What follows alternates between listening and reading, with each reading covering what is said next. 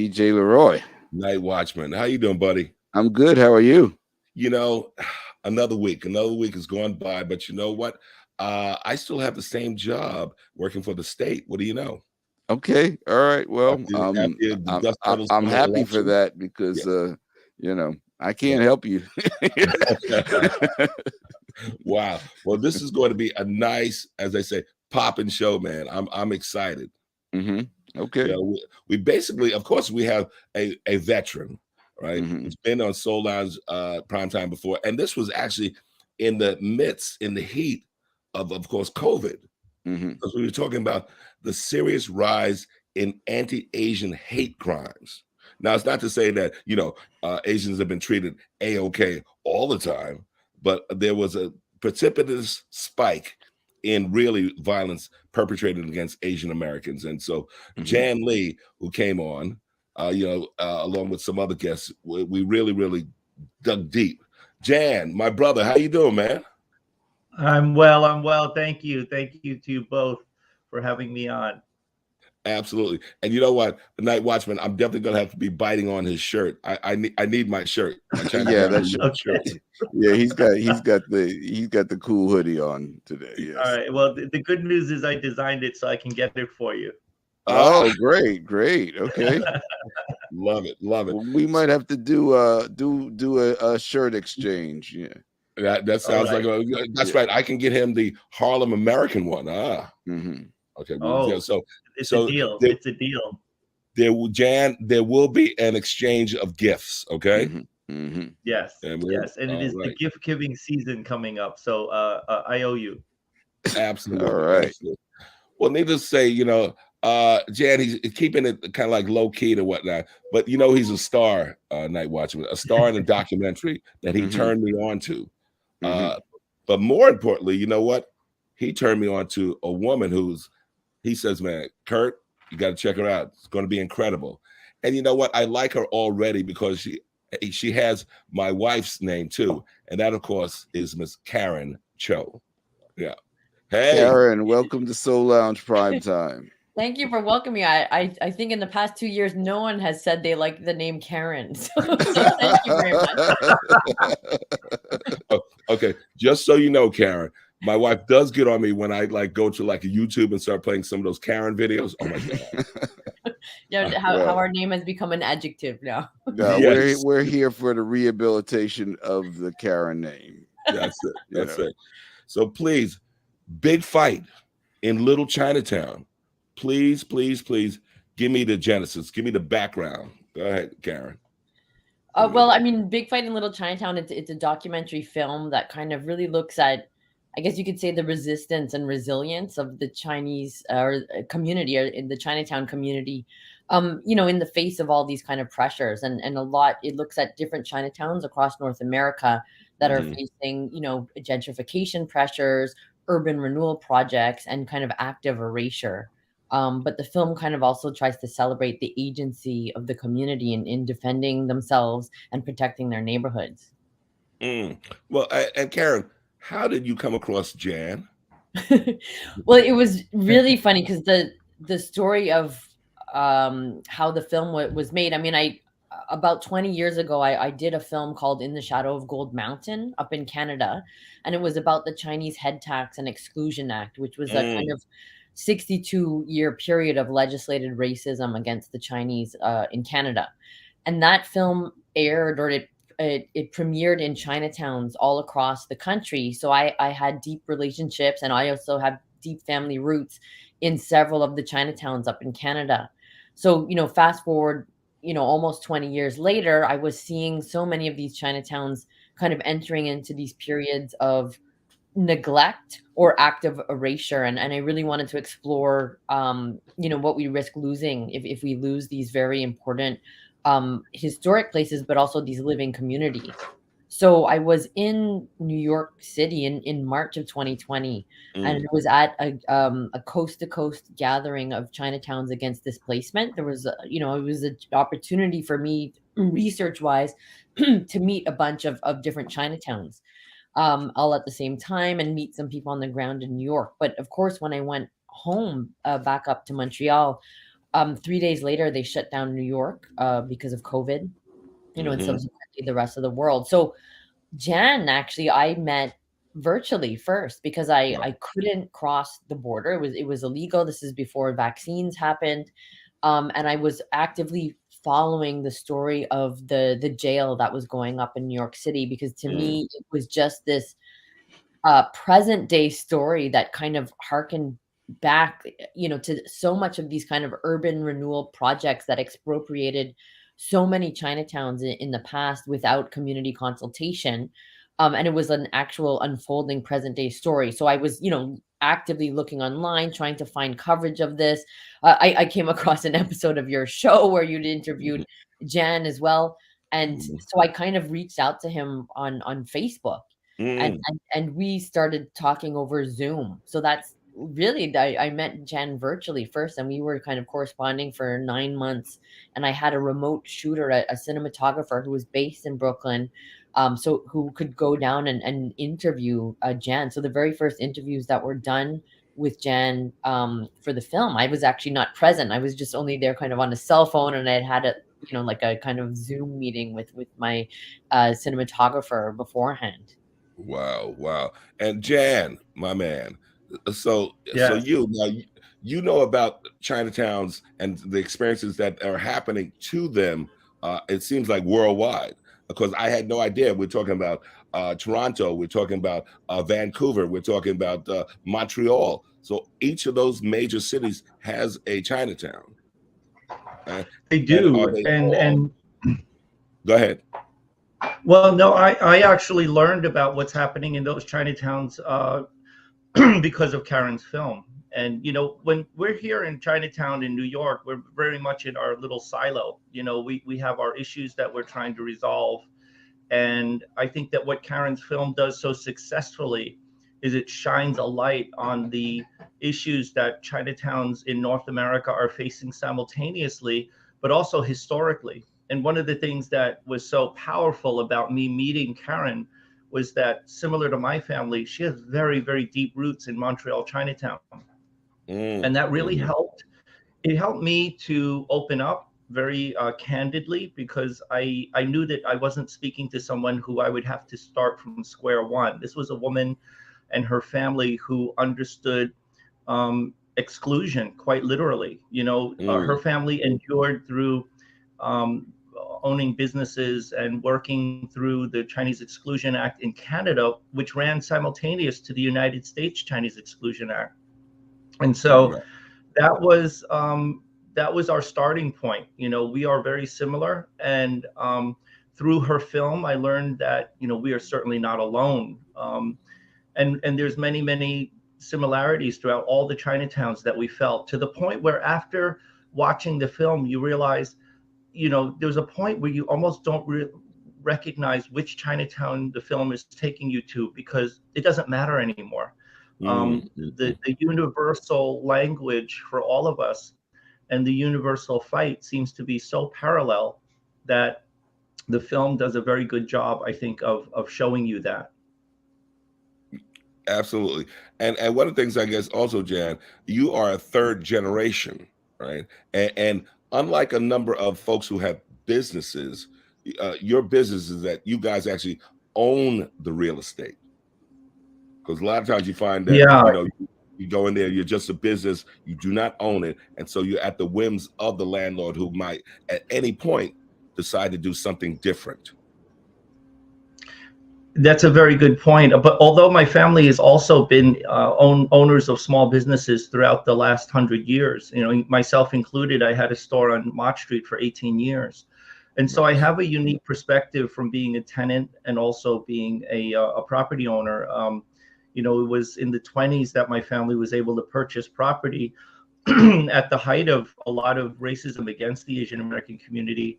There was anti-Asian sentiment even back then, and that's why Chinatowns occur. They were corralled into an area that was undesirable, and the Chinatowns that we see today were essentially built up through networks of social services that were provided by the Chinese themselves, not with government assistance.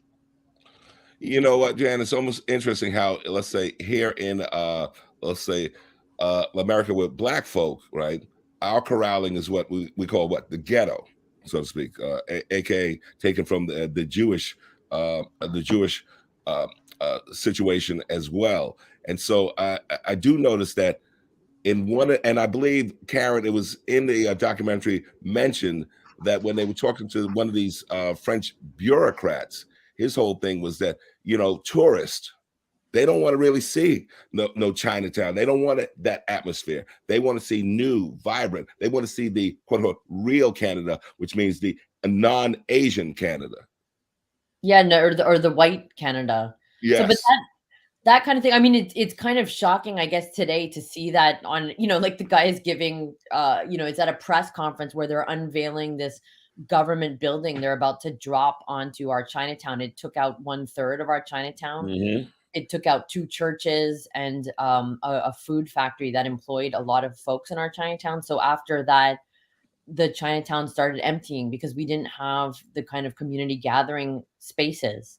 And other infrastructure projects in Montreal also took out most of the residential buildings. Like I'm 5th generation Chinese Canadian, and every building that my family lived in or worked from in the Chinatown was demolished during that period of urban renewal. Incredible. But it just, to me, it was seeing that pattern happen again and again in all Chinatowns, but also realizing that, in Chinatown in some ways is the last ethnic enclave neighborhood to survive into the present.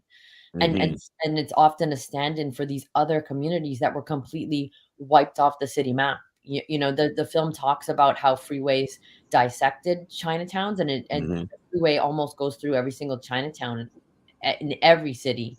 But so often the freeway itself was the Black community. And it's just gone. In Montreal, we have a neighborhood called Little Burgundy, like the heart of the jazz scene. Oscar Peterson is from there. Wow. So, and they drove up the highway through that neighborhood and on the way to driving it through Chinatown as well. And in Vancouver, Hogan's Alley, which was also a neighborhood where the Porters lived. It was right close to this train station. When they managed to stop the freeway there, but not before they did this kind of interchange overpass, and that whole thing demolished Hogan's Alley completely.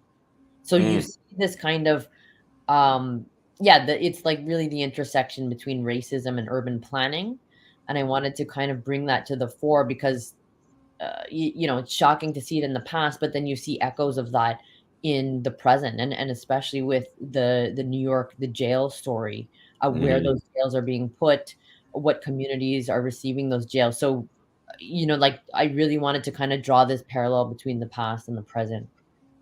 And Karen, that, of course, here in the States and New York, and certainly, Jan, this, we got Robert Moses.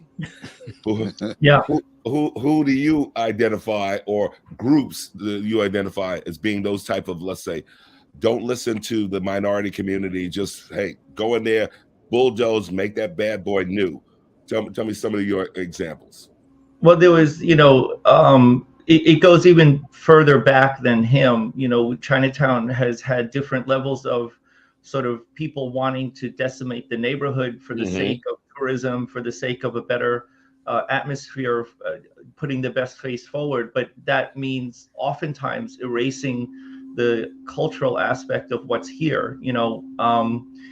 The fact that the Mulberry Bend was considered the worst almost inhabitable place in the entire island of Manhattan, and that's where Chinatown was. Wow. Is no accident. There were people who just didn't want to sell to the Chinese because there was a very strong sense after the railroads were finished that we needed to get rid of this labor force because they were a competition to white labor. And in fact, you'll see this even on clothing labels of the time, where there were clothing labels that said white made, and that was to distinguish people who would have been in the labor force that they wanted to make sure were not a part of this garment. And so this type of racism, I think, manifested itself on where people were forced to live. Back then, there were open sewers, the streets were not paved. My father was born in the building in 1921 to a midwife. You Wow. know, middle class families and lower class families did not go to hospitals. They were born to a midwife who would come to the building. And my dad, in 1921, when he was growing up in the Great Depression, later in his life, said that the open sewers, there were still horse and carriages in Little Italy and Chinatown. And it was a rough life. It was a very rough life. But at the time, Chinatown was integrated very much with Italians and Jews. And so those groups actually grew up together in very close proximity, and the cultures were very, very unique in this part of the city. And I think that there's a lot of the shared values between those three groups that kept them very much together. But the municipality is what we're talking about. The municipalities are the ones that made these decisions about what to do with the Chinese. Wow. And you know what? One of the things that really, and you said it, Jan, and it comes through in the film, Karen, is really family, that connection. Because I'm thinking about William Liu, who, okay, remember the family has the business, dim sum. However, the key thing, the dude is an opera singer. A classically trained opera singer, you know, and the dude has skills with his baritone, you know, but yet because of what's happening to the family, he makes that decision that, hey, I got to be there for the fam. I got to make sure that they, you know, are A-okay, especially being that with his father going through, of course, kidney failure. And I'm also thinking that a beautiful little moment between father and son when the father just tells him, yo, bottom line, hey, if you think you're experiencing some stuff now, and we certainly see let's say some of the, I guess, the opioid and other addictions and the thing, but really the key thing, white racism. And I said, whoa. And so he identified that, knows that, you know, overarching, and sometimes Black folk suffer and have that self-hatred mentality themselves, but they don't realize the overarching thing is racism that must be confronted at all costs. Yeah, and no, I mean, for me, it was so important to include that comment of William's father, because in so many Chinatowns, and it's very pronounced in Vancouver's Chinatown, because Vancouver's Chinatown is part of the downtown east side, which is one of the most marginalized communities in all of North America. There's lots of issues with drug addiction, mental health, houselessness. Wow. But it's also part of the Chinatown neighborhood. And what was so interesting about that family business is they had this model of affordable food for the people of the neighborhood. They were really a community serving business, because they recognize that the people around them are their customers, not the tourists, not the rich people that are just going to come in, you know, to have dinner, because they could easily raise their prices. They could move out to the suburbs. William's little dim sum, you know, place, they make frozen dim sum, but they actually export all of their product to all of the fanciest hotels and all throughout Vancouver. All of the grocery chains. It's actually those little kind of grannies in the back kitchen of the Chinatown place making that dim sum. So their family could easily have chosen to leave Chinatown, upscale their manufacturing, and become kind of like, you know, like the kings of the dim sum empire. But instead, they decide to set down their roots even deeper into Chinatown, knowing how important their business is to the stability of the neighborhood. William told me a story, and this didn't make it into the film, but a very poignant story of, there's a woman named Maria who's a customer there. She's someone who has been dealing with, you know, a drug dependency issues and a lot of instability in her life. And she came up to William one day and said, please, like, I don't leave. Like we need you also. And then this is not necessarily the Chinese community, her community. She says, you know, you're an anchor for us too, because for me, you are the only stable part of my life. Wow. And it's because William, the food they serve, it's like $5 for lunch, right? And in a neighborhood where there's a lot of handouts, where there's a lot of people standing in lines, it's the dignity of being able to afford something for yourself and in the neighborhood where you live, that makes you feel that you can belong somewhere. So it was, you know, it's that family's philosophy that to me exudes the values of Chinatown. Chinatown was a place of sanctuary for so many of us during those, awful racism years of exclusion. It was the only place we could exist in the city, the only place we could be safe, and it was a place where we looked out for each other. And William's family is kind of extrapolating that to the larger, marginalized community base around them. And arguably, especially out of COVID, they were one of the biggest business success stories in Vancouver's Chinatowns. And their model was not, fancy new food for fancy new people. It was affordable food for the people that already exist in the neighborhood, the Chinatown seniors, the marginalized groups that are very low income. And that was a business model that can work in a place like Chinatown. Incredible. And NightWatchman, and me watching the film, I don't want to say I was like Pavlov's dog. I was getting hungry. Okay? Just saying. Go ahead, NightWatchman. What do you Well, I wanted to ask Jan just kind of a follow-up, because the last time you were on the show, we were talking about the issues of government encroachment in the neighborhood, and you were telling us about an issue at the time where they were looking to try to, I guess, build another prison facility in the area. Oh, yeah. So I wanted you to maybe just follow up on that and let us know what's happened since then. Well, I think that Karen came into my life and came into the lives of Chinatown people at a very pivotal time. And she really worked to amplify the message of this fight, literally fight in Chinatown against the building of a mega jail. And it's really important to set the stage. We talk about displacement, but we first have to acknowledge, of course, the first displacement that occurred in this country, which was displacement of Native people. And so and particularly on that site, it was a displacement of Native people because it's built upon a pond, a freshwater pond that used to be there. And so we see displacement happening through the history of the United States, but right here on the island of Manhattan, with the displacement of Black communities like Seneca Village, which is how they built Central Park. This was an affluent, thriving, beautiful community that was displaced by eminent domain. And so the Chinese are just one link in a history of municipal displacement when they have found that we're people of color who are just an annoyance in the way.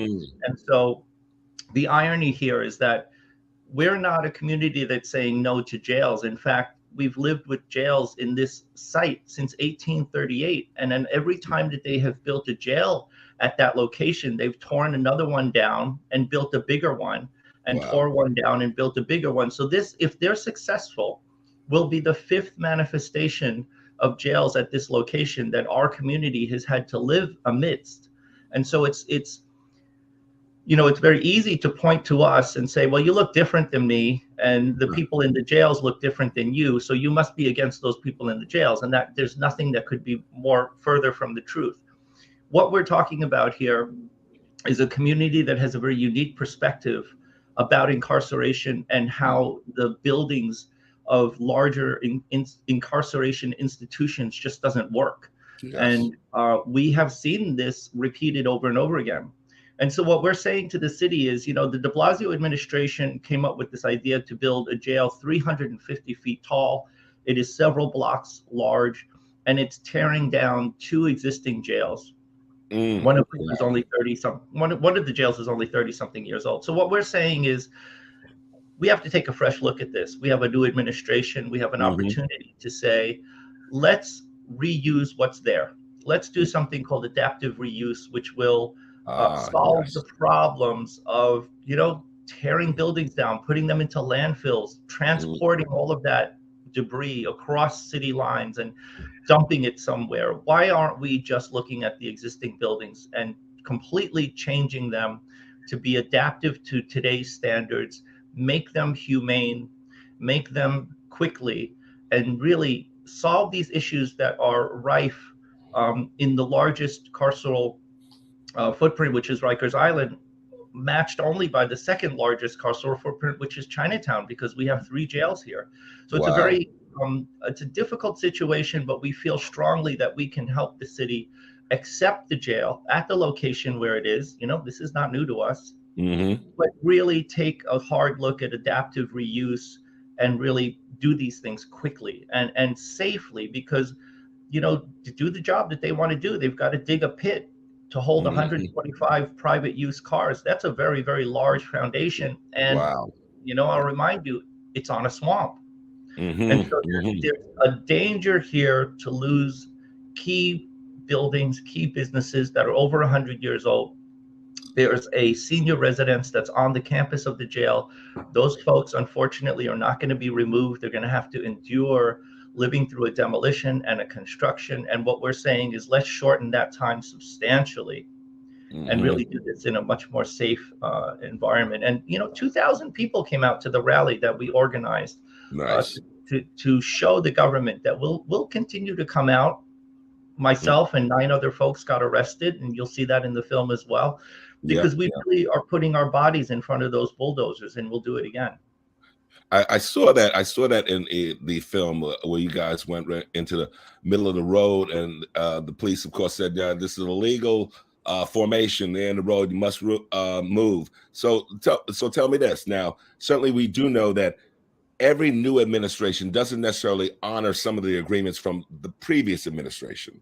So, Jan, do tell me, in terms of the Adams administration, are they still moving ahead with what they're proposing with de Blasio's plans?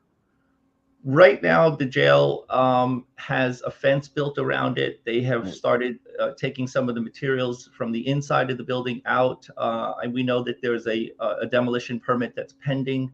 So things are moving along. But, let's face it, we're looking at a mayor who has a lot of different situation on his plate than when this entire concept was formed in 2018. Now think about what's happened to the city since 2018. We've gone through a major global pandemic. People have lost their jobs. We're looking at, just on a very basic level, a budget that is not the same as it was in 2018. We're looking at just material shortage. We're looking at transferring goods from one part of the country to another has become a very difficult thing. And so why aren't we looking at shortening that time, doing it so that we have a humane building that can function in a beautiful way and not go back to making large buildings that are just these monuments to incarceration. We're looking at the same time, taking some of that money that's saved and really investing it back into communities, because we feel strongly that we need to have a people first approach to this. That you could build any building you want, but if you don't improve the neighborhoods from which these folks end up in jail, we're going to have that pipeline, right, that we speak of often.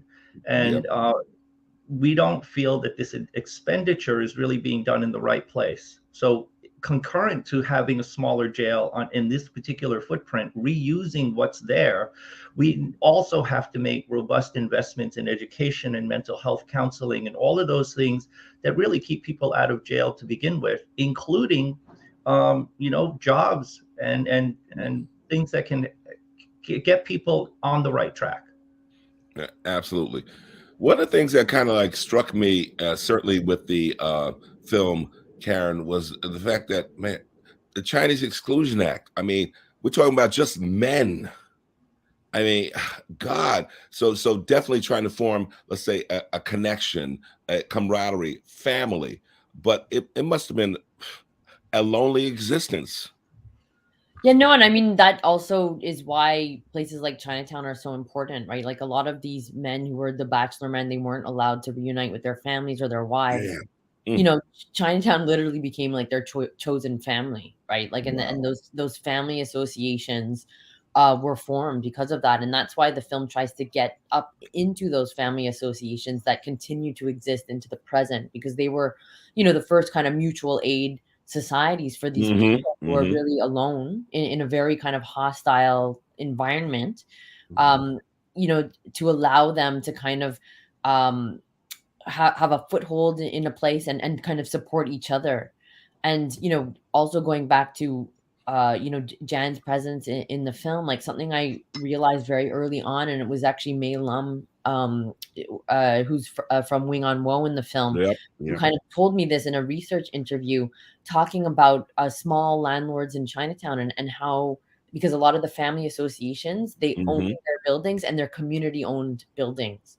But the small landlords in Chinatown that kind of have the values of looking out for the community and helping the people also help to keep the Chinatown in lock. And in the film you see Jan talking with the Hot Key restaurant, who is the commercial kind of tenant at the bottom of the building. Yep. And trusting them because they have this intergenerational relationship together between their families, trusting them, even though this restaurant during COVID, of course, had trouble to pay the rent, it was devastating what happened in for so many businesses, but particularly Chinatown that was stigmatized. It's really these kind of smaller landlords and the family associations that have the kind of a human relationship with their tenants that are able to kind of work out deals or figure out ways to help people not have to get displaced. And same in Montreal's Chinatown, there was a restaurant, about to leave and go to the suburbs and set up shop there. And it was the Chan Family Association in our Chinatown that gave them a huge break on their lease renewal, because the Chans knew that if that restaurant left, it would be an empty space in the Chinatown. And they weren't willing to kind of, they're thinking larger than just their bottom pocket. It's for the community, the good of the community. And so I think, this model of smaller land ownership really does help protect the neighborhood, versus these large, and now it's not even just large landlords, it's literally capital investment firms. Like there's Atlas Capital in New York and LA's Chinatown. We have a place called Hill Park Capital in Montreal that bought up the Wings Noodles building and the most historic block in our Chinatown. So it's kind of like these faceless real estate investors in a way that are literally using Chinatown as a kind of empty piggy bank where they leave the shells of the building there because they're just cashing in on the land of the neighborhood. And meanwhile, with all this real estate speculation, that the community itself empties out and goes into this, there's like swaths of land in my Chinatown where it's just abandoned buildings and it's people holding on to those lots, speculating on them. Incredible. And there's a thing that the cities can do, which I think, a solution to this would be a recognition of legacy businesses and the relationship with legacy landlords. And I think that is something, Karen mentions the fact that the family association had to step in to save this vital business. But why is that the case? Why are we looking at a case where the mayor of New York steps in and he during COVID and he says, I want to save Astor haircutters because he got his haircut there? Why isn't he doing that for everyone in New York who is contextual to their neighborhood? Go deep into Harlem and find out what is the businesses that have been there for a long time and who is the landlord and what is the relationship. The landlord should be getting some kind of a compensation for renewing leases over a long period of time. Both parties have paid taxes, let's not forget, right? And into the system. And yet when it comes to this life-changing experience, whether it's Hurricane Sandy or 9/11 or global pandemic, we need to preserve these businesses in particularly ethnic communities because they are the fabric that hold these communities together. And let's not forget, these businesses are oftentimes the first employment that immigrants have. Yeah.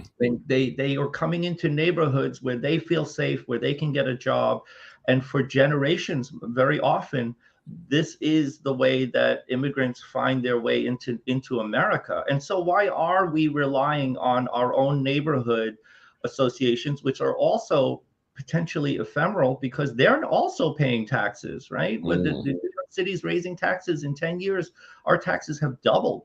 And so I'm talking about recognizing family associations to be tax-free because they do provide not only support for business and translation services, but they are essentially, and if you go to any Chinatown family association, There's an altar in the back. These are religious institutions to us, because these are where we go to pay respects to ancestors. For instance, the Lee Association or the Wong Association or the Chin Association.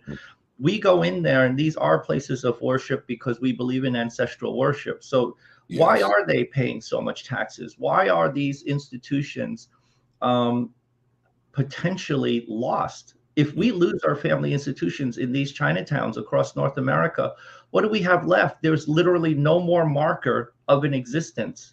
And then it's much easier. So look, the city needs to recognize legacy landlords, legacy businesses, and cultural institutions within these communities, as they've done in the film successfully.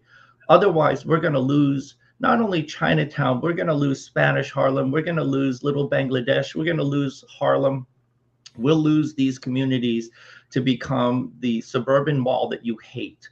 And the problem is, there's always someone who wants to come to New York City and recognize that everything has turned into a suburban mall, because that's their comfort level. And part of the reason people come to New York City is to feel uncomfortable, is to experience something new, is to experience one neighborhood that's different from another. If we homogenize the entire island, it's not only boring, it's very expensive, and we've ripped out the soul of this city. And I think Karen's film really points to one group, which is the Chinese, but we're seeing this all over the city. I think that there's no mistaking that the two extreme ends of the island of Manhattan, Harlem and Chinatown, are being sacrificed for the luxury of the middle. And let's face it, if we eliminate Black ownership from Harlem and Chinese ownership from Chinatown, who's going to take over those places? It's not small families who are Black and Chinese. These are going to be corporate, faceless entities, as Karen said, that can just sit on this property and wait us out. And for the first time in many years, Harlem ownership is certainly shrinking, and Chinatown ownership is slowly shrinking. And this administration has an opportunity here to recognize ways that they can help, and that's one of the ways. Yeah, absolutely. One of the things, Karen, that came through in the film was the fact that I believe one of the experts said that in terms of the lifespan of a Chinatown, you have less establishment, you have then growth, you have thriving, and then of course a demise, right? So now I would submit, and Jan, help me out on this particular one. Let's say, would you say that, let's say, Flushing is in the midst of thriving, and may not necessarily have some of the same pressures that you experience in Manhattan Chinatown? Well, there's a physical difference just in the land use, right? You can expand horizontally in Queens and in Brooklyn a lot easier than you can on the island of Manhattan in this very confined space, right? We're bordered by Tribeca, and we're bordered by the points north, and we're bordered by the financial district, and we're sort of hemmed in to this very expensive areas around us.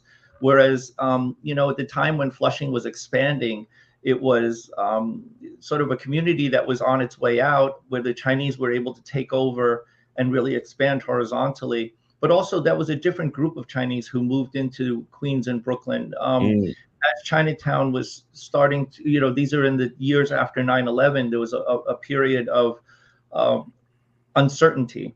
And so even driving into Chinatown was difficult in the immediate time after that. And so these Chinatowns outside took in a lot of the employees that would have been here in Chinatown. And so those neighborhoods really flourished. We felt a severe competition going on between Flushing, Brooklyn, and New York City Chinatown. And that still persists to this day. And so I think that any of these forces that work against New York City's Manhattan Chinatown will benefit those other Chinatowns. And so there's definitely a competition that goes on. Chinatown today used to, I would say the last call for meals is like 8:30, 9 o'clock. You've got to put your order in the kitchen. And to New Yorkers, that's an incredibly shocking reality. Yeah. And that has a lot to do with the fact that the Chinatown restaurants can't keep their staff as late as they used to because they just don't feel safe going into the subway and buses to go home. Wow. And so we have certainly a workforce deficit here in Chinatown. Incredible. And one of the things I guess, Karen, that Jan points out in terms of let's say the feeling of insecurity, not feeling safe. We certainly do know that here in NYC. Tell me about experience in Canada. Well, I mean, in Canada, it's similar to what happened in the States. Actually, per capita, it was much worse in Canada.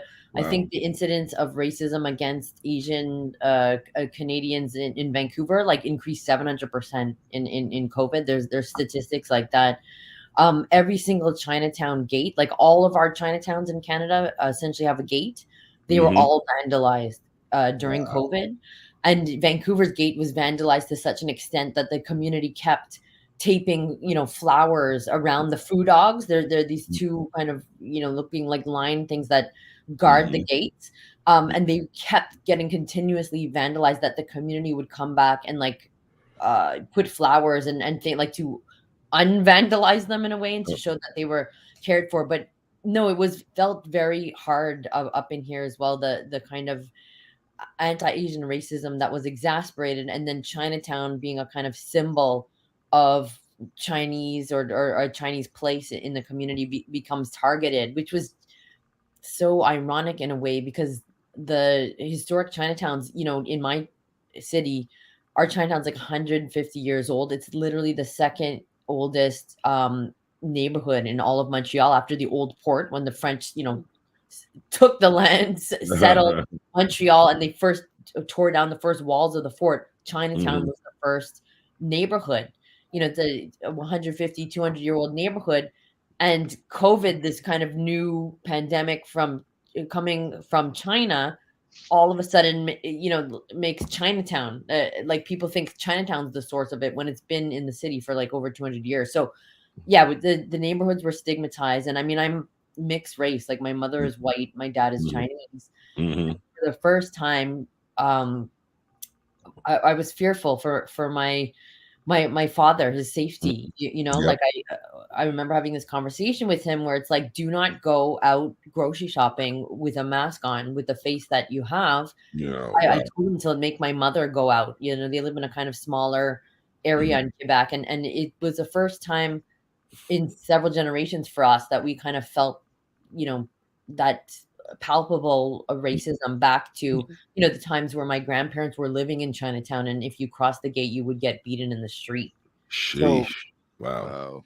So yeah, no, it was a very intense time, and I think remains so. Like to Jan's point about the restaurants closing early, and so many people in the Chinatown, when I was there last week for the premiere, just telling me that they won't take the subway after 9 p.m. And these are not people that have, they're not new immigrants that don't have the language skills or whatever. These are like, New Yorkers through and through, who can get around the city, speak the language, navigate their way, and they're still afraid.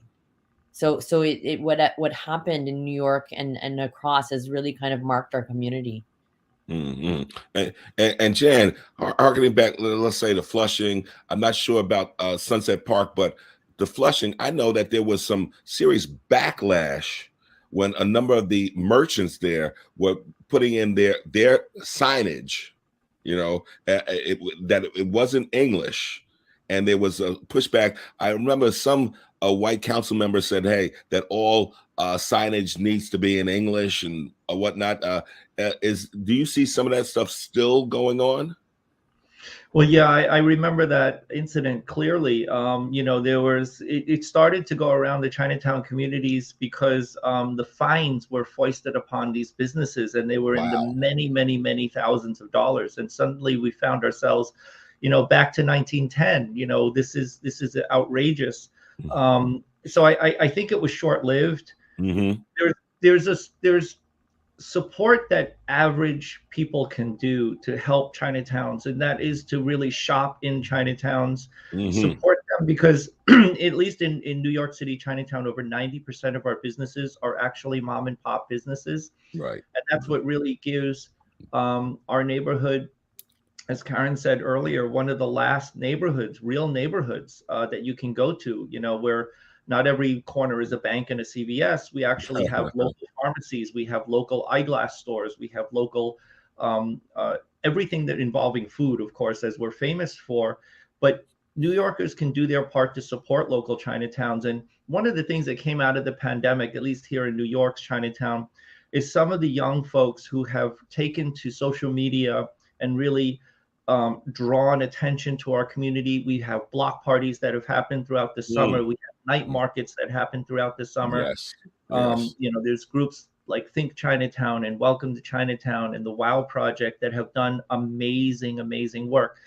And it's the young AAPI community that has helped the older generation. So this is an intergenerational union that has worked with technology, with Instagram, with Twitter, with Facebook, to really draw attention back to Chinatown to say, we need you now. We need you to spend your dollars here. And one of the things I talk about is, myself and 9 other people got arrested fighting for what we believe in. And that's a very extreme form of activism for a lot of folks. And when you watch this film, you'll see a kinship between activism, activists, and people may go to this film and say, that could never be me. I could never do what those people are doing.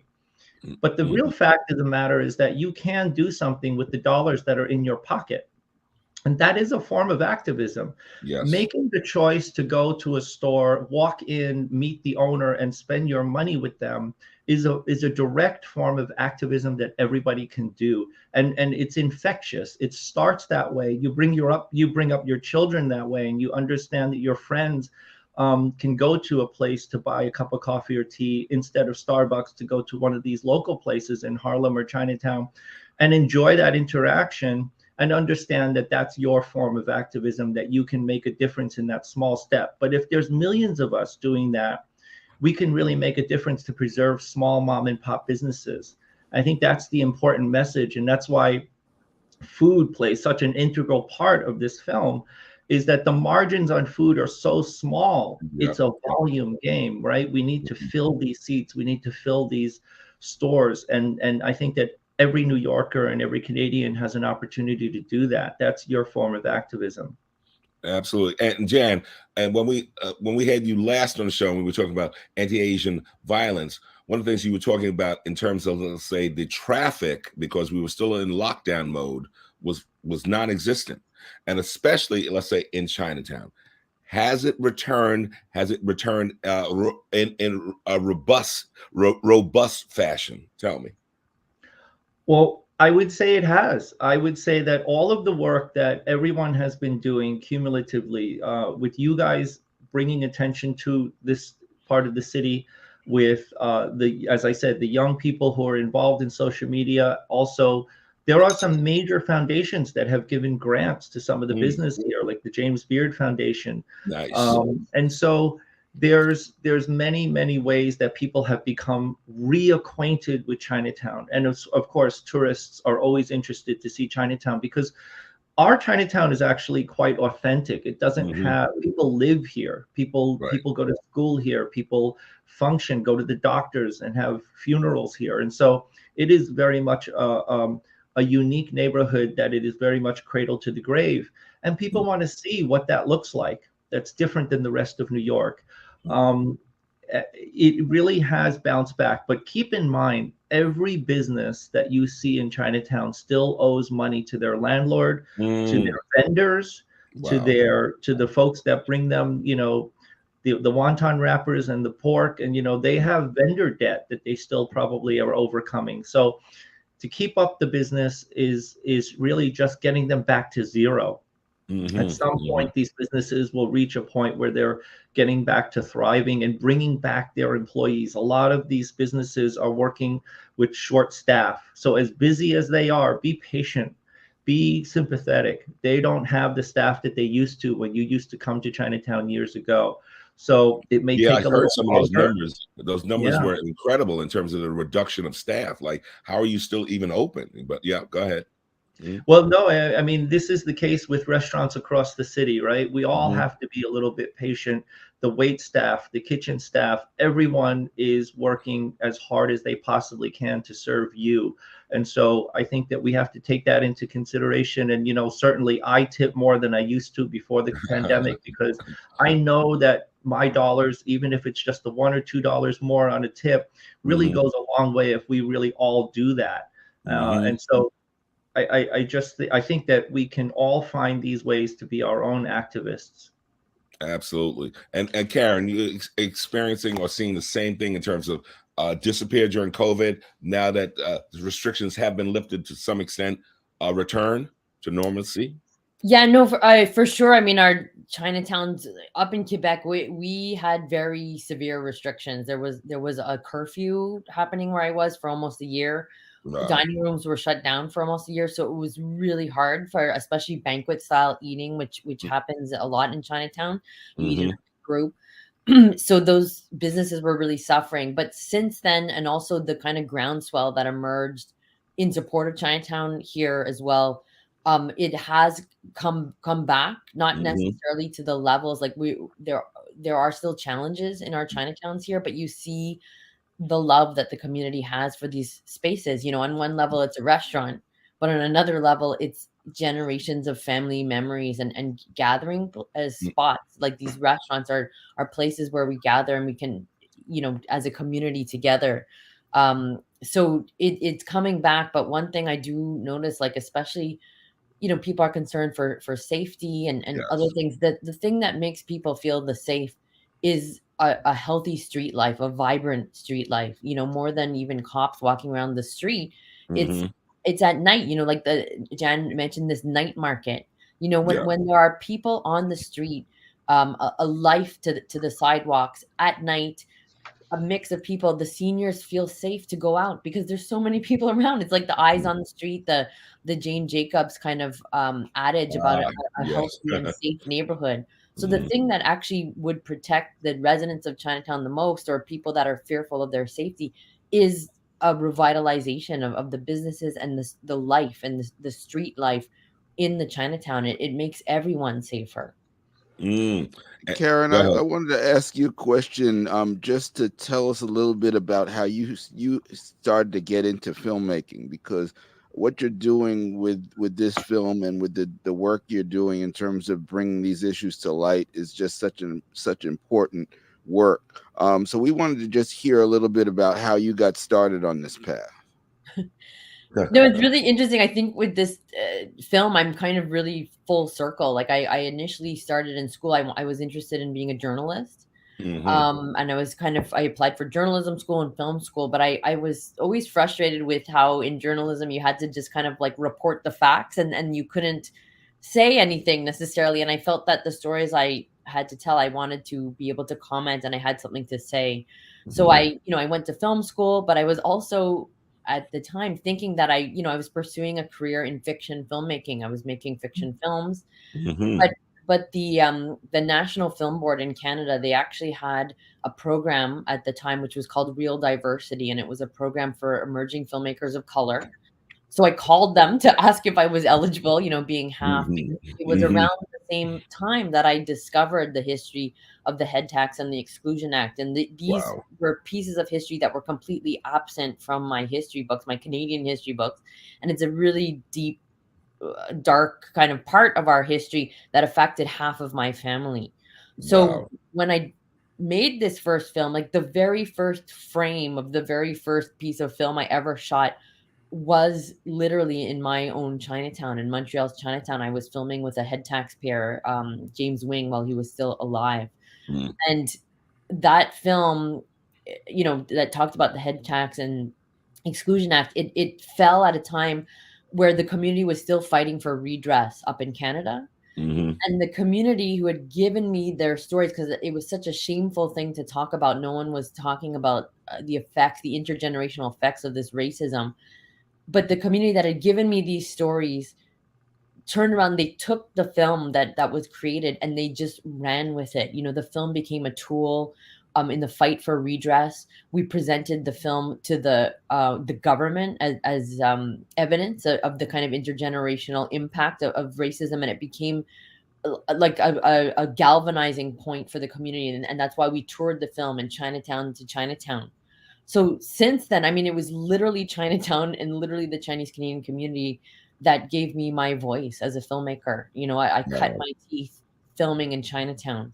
So when I saw the kind of state of these neighborhoods in the present, I felt a responsibility, you know, having had a career where I've done several films now, to really come back and dig deep and you know, spend time in my community, to kind of, you know, hopefully have the film be a tool once again for, you know, bringing about these discussions, these very desperately needed discussions about, you know, questioning like the direction, the urban development of our city, looking at the history of Chinatown that's essentially been erased from the narrative of most cities. You know, it's always seen as a kind of tourist attraction or foreign place, versus being a living community, and a community that has really contributed to the building of the city that it happens to be in. So, yeah, I mean, it's a long-winded story to say that from like I found the power of community storytelling,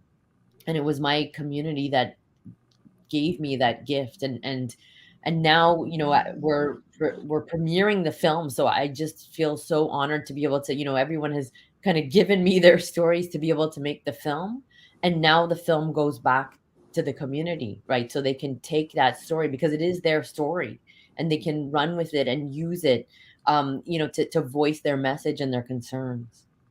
Excellent, excellent. And you know what?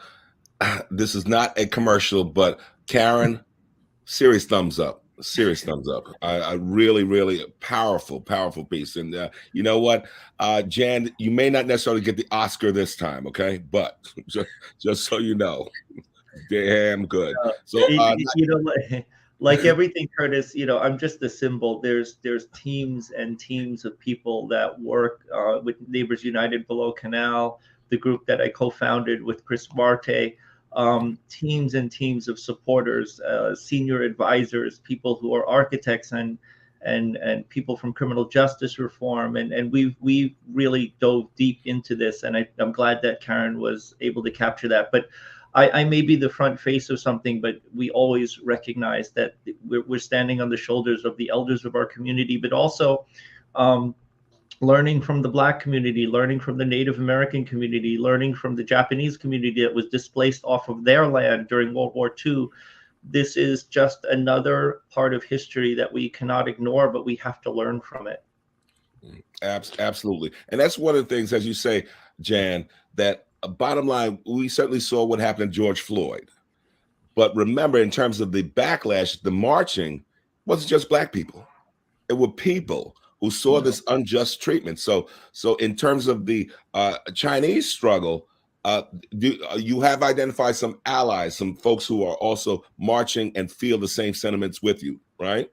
Well, I just love the continuity of this conversation, that that your last appearance on the show that Karen saw, which led to her connected to you, which led to the film, which led to you back here. So the circle of life.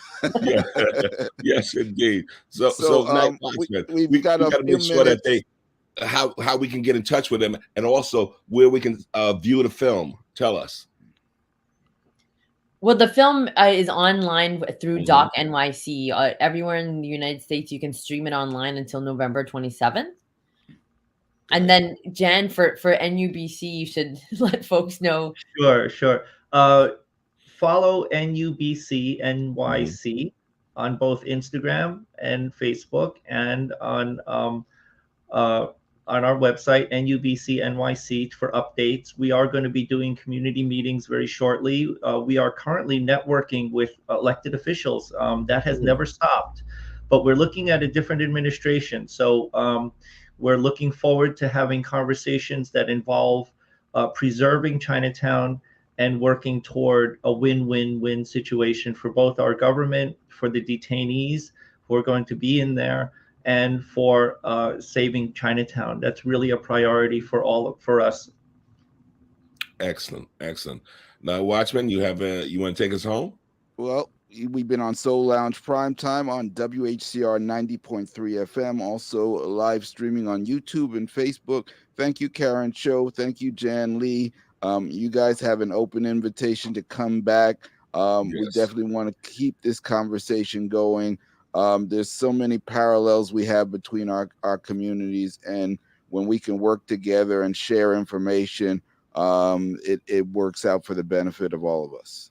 Yes. Agreed. Yes, Thank you. So Thank you so for much. joining us. Yes.